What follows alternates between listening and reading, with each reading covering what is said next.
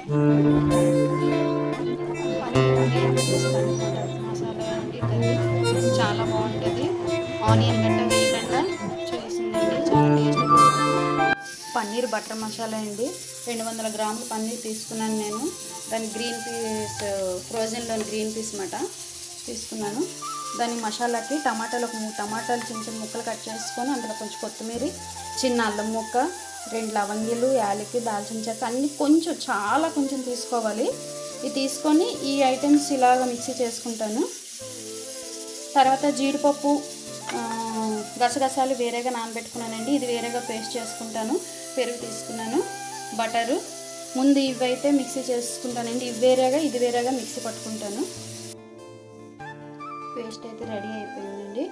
ఇక టమాటా paste ready అయిపోయింది, గసగసాలు జీడిపప్పు పేస్ట్ కూడా రెడీ అయిపోయింది. ఇంకా నేను తాలింపు వేసుకుంటాను.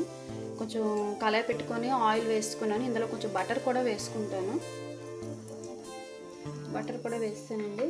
ఇప్పుడు ఇందులో నేను పేస్ట్ వేసుకుంటున్నాను, టమాటా పేస్ట్.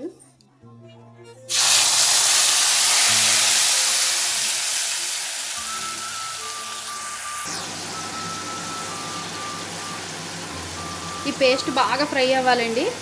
ఇది కొంచెం సగం ఫ్రై అయిన తర్వాత అప్పుడు ఇందులోకి వంటకారం, మసాలా కారం ఉంటుంది కదా మంది ఇంట్లో తయారు చేసుకునేది, ఆ మసాలా కారము, ధనియా పౌడరు, జీరా పౌడర్ వేసుకొని కొంచెం బాగా ఇది ఫ్రై చేసుకోవాలి.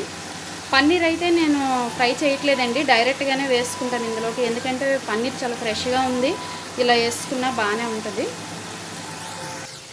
ఇలా ఫ్రై అయ్యేటప్పుడే కొంచెం పచ్చిమిరపకాయలు కూడా ఇందులోనే వేసుకోవాలి. మసాలా ఫస్టే వేయాలి, మర్చిపోయాను నేను. ఇలా కొంచెం ఫ్రై అయిన తర్వాత చిన్న పసుపు, ధనియా పౌడర్, కొంచెం జీరా పౌడర్ వేసుకోవాలి. జీరా పౌడర్ ఎక్కువ వేయకండి, కొంచెం చాలు. ఇందులోనే వంటకారం, ఇది మీరు కారం బట్టి చూసి వేసుకోండి. ఆల్రెడీ మసాలా వేసాం, పచ్చిమిరపకాయ వేసాం, అల్లం వేసాం కాబట్టి చూసుకొని, కారం చూసుకొని వేసుకోండి. ఆనియన్, వెల్లుల్లిపాయ వేయట్లేదు కాబట్టి మసాలా కారం తక్కువే పడుతుంది.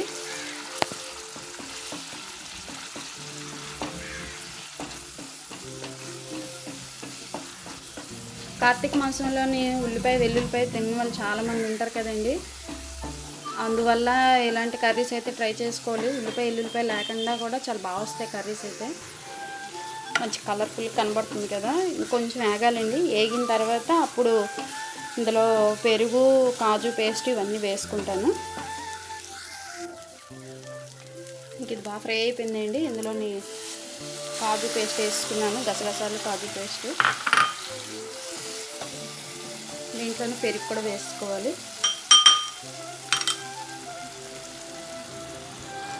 కొంచెం ఒక 2-3 స్పూన్లు పెరుగు తీసుకుంటే సరిపోతుందండి, ఎక్కువ అవసరం లేదు. కానీ పెరుగు పుల్లగా ఉండకూడదు, చప్పటి పెరుగు అయితేనే టేస్ట్ వీటికి. వాటర్ వేసుకుంటాను. ఇందులో ఇంకా పన్నీర్ వేసుకుంటానండి.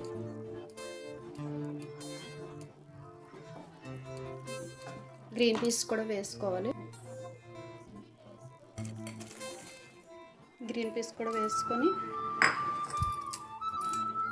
కొంచెం హైలో పెట్టుకొని, కొంచెం బాయిల్ వచ్చిన తర్వాత అప్పుడు సిమ్లో పెట్టి మూత పెట్టుకోండి. కొంచెం ఒక 10 మినిట్స్ కుక్ అయితే తయారైపోయినట్టే.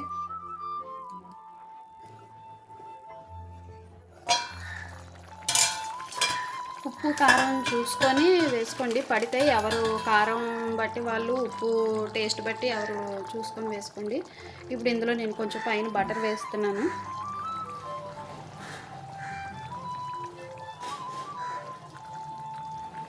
ఇది అలా సిమ్లో పెట్టి అలా అయితే అదే కరిగిపోతుందండి. ఒక 5 మినిట్స్ అలా కరుగుతుంది. కొంచెం మేతి కూడా కొంచెం అలా నలిపేసి కొంచెం అలా పైన ఇలా చల్లుకొని చాలు, కొంచెం చాలు, ఎక్కువ అవసరం లేదు.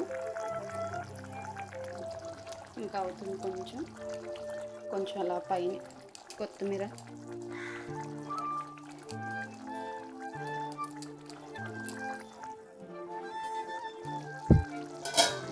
చూసారండి, ఆయిల్ వేసిన బటర్ అంతా కొంచెం ఇలాగా సైడ్లు స్ప్రెడ్ అయింది. ఇంకా బటర్ కావాలనుకున్న వాళ్ళైతే ఆప్షన్ వేసుకోవచ్చు, ఎవరిష్టం వాళ్ళది. రోటీస్కి అయితే ఇంకొంచెం ఎక్కువ బటర్ వేసుకుంటే బాగుంటుంది. ఇది నాకు రైస్లో కాబట్టి నేను బటరు ఇంతే వేసుకున్నాను. ఇది మరీ చిక్కబడిన దాకా ఉంచకూడదండి, ఎందుకంటే అన్ని పేస్ట్లు వేసుకున్నాం కదా, చల్లారిన తర్వాత అయితే టైట్ అయిపోతుంది. కొంచెం కొంచెం లిక్విడ్గా ఉండేటప్పుడే స్టవ్ ఆఫ్ చేసుకోవాలి.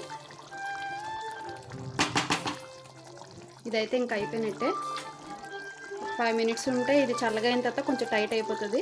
పైన కొత్తిమీర జల్లుకొని ఇంకా స్టవ్ ఆఫ్ చేసుకోవడమే, ఇంకా అయిపోయినట్టేనండి.